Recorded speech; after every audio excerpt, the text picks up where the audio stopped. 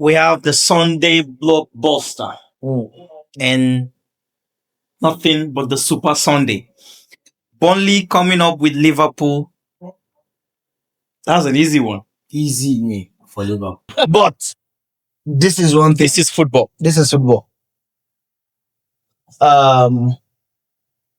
If you look at Burnley game, their first loss against Tottenham, 3-0. Second game Sunderland, they won Sunderland. Third game was against United. They lost 2-3. And they are playing Liverpool. Why Liverpool will win is for the likes of the big boys they have.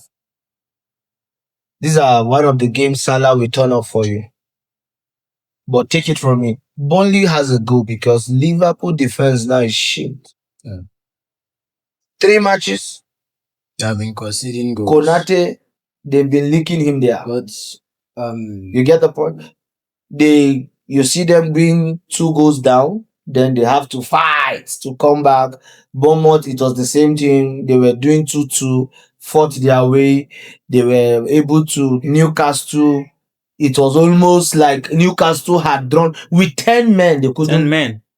Not until our Nigeria boy Chimario Ngoma came and scored. and did the incident against That's Arsenal. Burnley with you with the low blocks and the rest. So once they are on, But there's one certain thing about Parker. Parker's team don't really sit back. They also want to be in the game. Parker's team don't sit back. They also want to be in the game. So I see a 4-2 win. 4-2 win. Liverpool win 4-2. So over 5.5 is the verdict. Yes. I wanted saying that it's like Liverpool. They structure their team based on their opponents. Like when they played Arsenal, they didn't allow Arsenal to do anything. They were on Arsenal for the full 90 Okay, minutes. you see, the thing is this. When you judge a team's performance playing a bigger team, Yeah. Arsenal, Liverpool, they are both big teams. They are playing for the badge and the pride. Sure. And let me shock you. If you look at the first half of that match, the both opponents were a bit careful at the beginning of the match. Marking from You get each other's half. Arteta's formation also even proved that he was scared of losing against Liverpool. Yeah. And that was why he had to play a 3-man DM. Yeah. Rice, Zubimendi, Merino. So big teams play like that. They have to be. If you look at Man U Arsenal, I think Arsenal was even. Let me shock you. Arsenal came to Old Trafford being scared of that game. yeah. They didn't really want to come out to play. I think he just wanted to steal a point. That was it. The game plan for Arteta against Liverpool was, let me just get draw 1-1, 0-0, Then and beat the small and we're teams. okay. Then Whatever you the do, small team. don't lose the He match. just wanted That's to just the steal thing. point. It was just unfortunate that we've seen it time and time without number that one of the weakness of David Raya is set piece. That goal Szoboszlai scored in was a similar goal Bruno Fernandes scored in. They've scored him more in those kind of set pieces. So, but it's a Liverpool will override them. Why I have this confidence? The only thing is now is I'm looking at Liverpool and I'm being a bit worried because I just pray Ancelotti is the kind of coach that can manage big names. Now, Ugo Ekitike has been doing well for you. You now have Isak. Do you want to bench Ekitike to play Isak and bring Ekitike second half? We are yet to see. The both of them play similar kind of football. They can play from the wing. They can play as a 9. They can drop as your 8 for you. I think that's what he wants as to your do. 10 or the rest. Now, if that is what he wants to do, where does Florian Wirtz fit in? They can't buy you for 150 million, sir, and keep you in the bench. And Slot, Well, just and, like and Slot will be a fool. there's always injury, And Slot will be a fool. and you can No. interchange them to save the leg. Except that, but the truth is, the biggest mistake Slot will make is to want to relegate Cody Gakpo to the bench. No, No. he's never. That is the narrative now, and that is what we are seeing. The possibility of them now even playing a 4-4-2, because they have come out to tell you, analysis have come out to tell you that Florian Wirtz flourished more from the wing. Definitely. In Leverkusen, he played from the wing. In Germany national team, And he enjoys playing from there. So don't be surprised. You might end up seeing a 4-4-2 formation. Ugo Ekitike and Isak Starting starting Up in front. the match. Then you have Florian Wirtz here, you have Salah here. The midfield can be a combination of McAllister, Zoboslai, or McAllister and Gravenberch. Since Zoboslai has been doing well in the wing of Frimpong, until Frimpong comes back, so we never can tell. But is a over 5.5 match, 4-2 win. There's a real chaos in that team. Yeah. He really needs to manage those players. I also see Isak scoring his first goal for Liverpool. Oh wow, that's a huge one Yes. Okay. against Burnley. Definitely. And then the big elephant in the room, Manchester City, Manchester United. The deadly match I've Oh, been waiting for. let me sit where. To my Manchester faithful, we're winning the match. Yay! The last time in an open play match, Gadola, Man City won Man U was in 2024. And that match ended 2-1. Right. This is a match where the coach with a more tactical plan will win the match. Definitely. And Man City home quite all right. And both of them will be going to the pitch because they want to prove something. Man City are not at their best. United are not at their best. Man City lost their last match. Man City have lost like their last 2 matches. Tottenham, they lost against Tottenham. Brighton. And they lost against Brighton. So, and in the record, the 3 times Gadola have met Amorim, he couldn't even get a point. He couldn't get 3 points from Amorim. I just want to see and hope for something. United are going into this game with the upper hand. And why am I saying that? Man City have almost 7 players injured.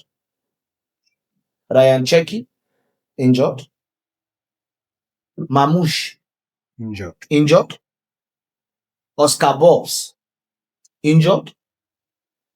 This is their defender. This is their Ukraine boy. Konzavo, injured. They have a lot of 1 or 2 injuries. Then I don't think Rodri is fit too. Rodri is definitely. he played last match, but he might not be a starter. Except if Gadola just decides to start him. to be Guardiola, you know. But another thing I wouldn't want Amorim to do is don't play Lamens, the new goalkeeper. I've always said it. Adle Bayender is a good goalkeeper. When bought from Fenerbahce, he made Fenerbahce win the league that season. Him and Andra Gula. They played the best football of their career. Erik ten Hag, when bought him, came and decided to bench him. But for crying out loud, how did United give Erik ten Hag a coaching job? That man has done what more. See, United fans are supposed to protest. They should arrest Erik ten Hag, beat him in the cell, lock him up and sentence him to jail for fraud. News from a reliable source. The reason they sacked Ten Hag at Leverkusen was not because of the 2 draws he had. The news they gave was he was forcing them to sign players from his agency. How can you come, let Henderson go and bring Bindel? Let David De Gea go and bring Onana. Allowed players left and you're giving us Anthony. You know what pains me more is the amount of money spent on these boys. He allowed what is his name? Have you listened to Onana's post? His comment, search it. For Onana to go and say in his first interview in Turkey, Trabzonspor, and he's making statement like that now is the time for them to know who is the liar here. A goalkeeper that couldn't even save a fly. Not to talk of it, the club.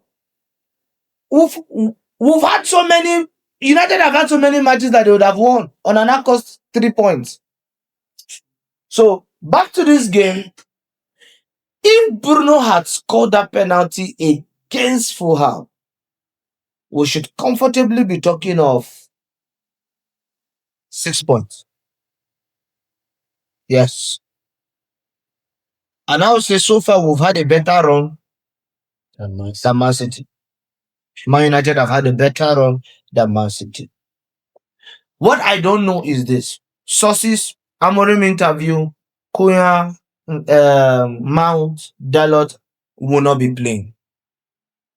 And this is where I would also want Amorim to prove a lot of United fans wrong. You know, a lot of fans watch football with emotions and sentiment. True. He is the coach. He knows why he's not starting Sesko. Sesko came out to say he's coming to see a different thing from what he has played. In his interview, he said the league is super proactive. But this is the time where he gets to play. I would want to see Bruno Fernandes, Sesko Mbemo, the midfield. Don't play me Casemiro Ugarte. Play me Casemiro Maino. I've always told people that if our United board, Maino should leave. Not because he's a bad player. Maino will thrive more when you have a solid defensive midfielder playing with you. And when the formation is actually a 4-3-3 formation.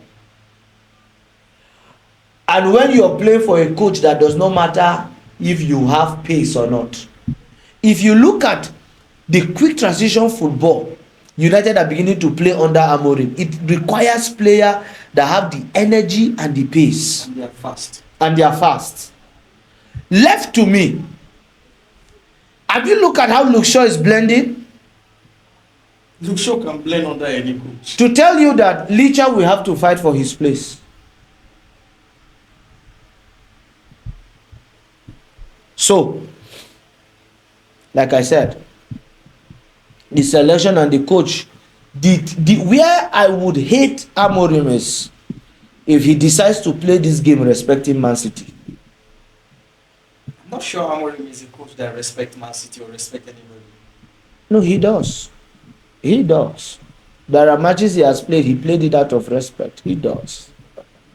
From his team selection, you know that, at times, we watch football, and from a coach team selection, you can easily detect the reason why he's playing this kind of thing, the kind of players are in the team. I know that Ahmad will strive well in the right wing back position. Amorim have done that with Quenda in Sporting. And that was why Chelsea saw his potential and went to sign him. You understand my point? So people just watch football. People don't understand the tactical plan of Amorim. If you notice, Amadialo and Bemo are beginning to blend on that this thing. The game is becoming sweet. They are beginning to understand themselves. You see some link up play, 1-2 pass, like that. The likes of the miss, Mbeumo gave assist to Ahmad Good. and he missed the ball and stuff like that. You know, So once they understand the flow of the game, then I don't know if Amorim can try something. Take Bruno up front, bring Mount deep. Mount attacks more. He tackles more. He has the pace more. Allow Bruno up front. But to shock you, to tell you how Bruno is a monster, playing deep in 3 matches, he has the most chances created. most chances created. Playing deep. So, but You know, people criticize him the first time Amorim playing deep. Then the next match, Amorim still playing deep, and he start proving people that I can do this. But if there's one joy I have for United is that for the first time, they have owners that are beginning to show seriousness about football. Ratcliffe took over United. His interview, he said when he came to United, 200 staffs in United had no knowledge about football. They were all accountants and economists. Van Gaal had to tell Cody Gakpo, if you go to United, forget ever playing for Netherlands national team. In Van Gaal interview, he said, Man, you are more interested in the commercial business than success on the pitch. And that is why United will not finish top 4, but they will still have the highest revenue at the end of the season. So, but United win. I see a massive win. And I'll give you the scoreline. Mbeumo has a goal. Amad Diallo has a goal. Sesko has a goal.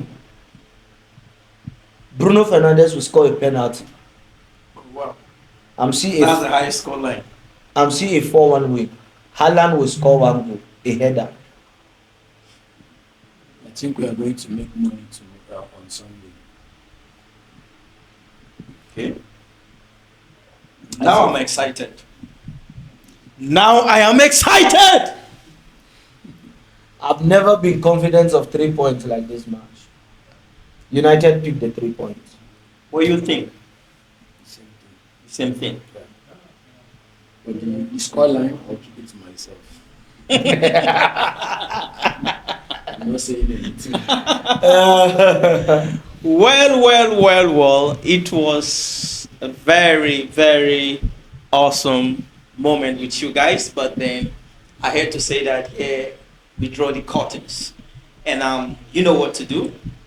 Hit the subscribe button, like, and feel free to make your predictions under the comment sections. And we'll be there to chit chat with you, you know, just like we always do. Final Whistle Studio, we tell you nothing but the truth. And we know they hide them when they talk as he be. You see as famous they talk Mr. Wells they talk now, so he be. So hit us up, chat us, we're always there for you.